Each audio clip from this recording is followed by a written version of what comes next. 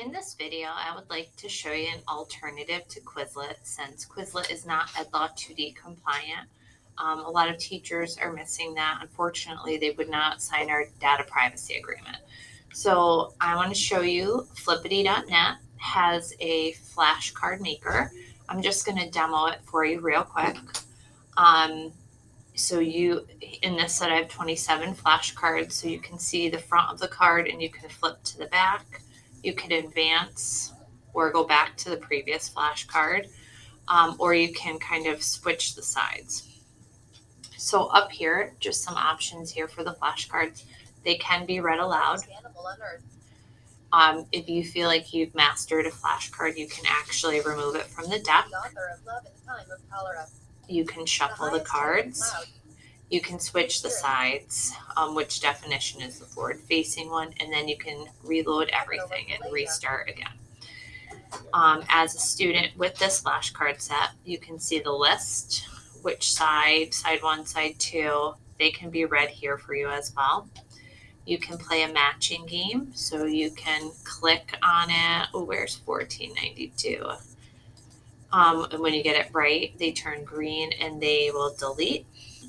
So if I got one wrong, okay, it would still stay there and it gets timed for you and you can restart. In the practice tab, you can be given one side of the flashcard and type the other side and check for accuracy. And there's more things you can do. Type of quiz, you can choose fill in the blank or matching, number of questions, which side, in question order. And then you can actually generate a printable quiz too, which is nice. So you're probably thinking, how do I make this? When you're at flippity.net, you can click on the instructions tab and it will give you the whole step-by-step of how to do it. It gives you a template. So when you click on it, it will force a copy of the template. And it looks like this. I haven't changed any of the words, but you could highlight these, hit delete, type in your own side 1, side 2. Kids can even do this. Just like kids could make their own Quizlet sets. The teacher does not have to make every flashcard set for students. So they could make their own set and get the link for you and submit it in Google Classroom. You can change the card and the text color here. Once you're done filling in the sides, all you have to do is go to File, Publish to the Web, and you can have to say you want to publish the whole thing. And once it's published, the second sheet here will say get the link, so you'll be able to copy it. And when you do, it will load for you, and you and your students will have a set of flashcards with a whole bunch of really cool activities that go along with it. So disappointed. I am very disappointed that Quizlet hasn't signed it, but we believe this is a good alternative. If you need any help making them, let us know.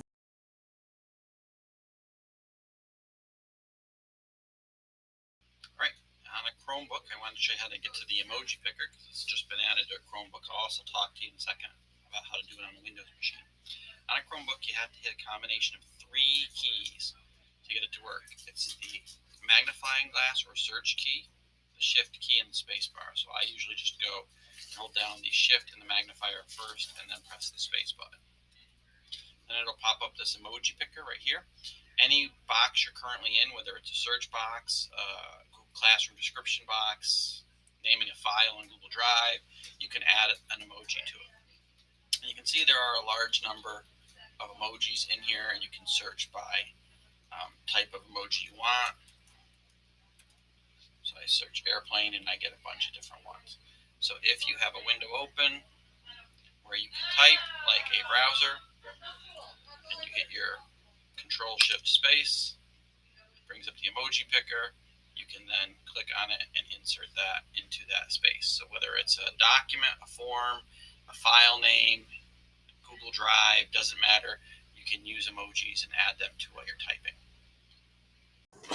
If you're not Windows users, you're not left out of the emoji fun when you're typing in any type of text box, whether it's in a message, a search box, in a document. You can also bring up an emoji picker on Windows and pick an emoji. It is a far more restrictive list of emojis, but to do it, you hold down the Windows key on your keyboard, which is in the bottom left-hand corner, and you press the period button, and it will bring up the emoji picker in Windows. Okay, the emoji picker also has an ASCII picker and a symbol picker too that you can use to type common symbols quickly. So it's really useful actually for the symbols thing. But if you're an emoji type of person and you want to put a pretzel in, you can just add that, double click on it, and add it in and pick it. And I don't know what happens when we search on a pretzel emoji. We actually get pretzels. So that's pretty cool. So you can use emojis in Windows too. It's the Windows key and period.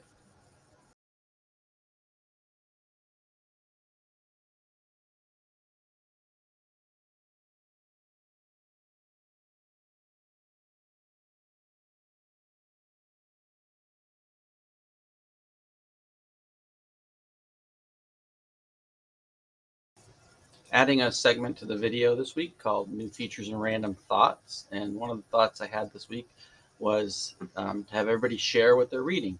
So I'm hoping you guys will send us your clips. But first, what am I reading this week? So this is actually a book I read once before, and I wanted to go back and review it because it's a problem that keeps coming up. And that's How to Solve Problems. This is a book that has a methodology for how to solve problems, identifying the problem, coming up with possible solutions, testing them, and then going back and reiterating based on that. It's an international bestseller by Ken Watanabe called Problem Solving 101.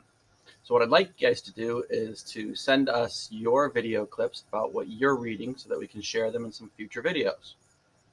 All right. The next thing I was thinking was similar to the what are you reading is what are you watching? And so this is actually a book. It's called The 5-Second Rule by Mel Robbins. And it kind of dovetails off that problem solving. And it's how do you get yourself to do things that you find challenging or difficult? And I haven't actually read the book, but I have been watching her TED Talks and some of the videos that she's put out about the 5-second rule. So something you might want to check out if you're looking for that way to get yourself past that problem that you can't seem to resolve and how to actually put the effort into it. All right, so I wanted to also thank you for spending some time watching our video this week with us.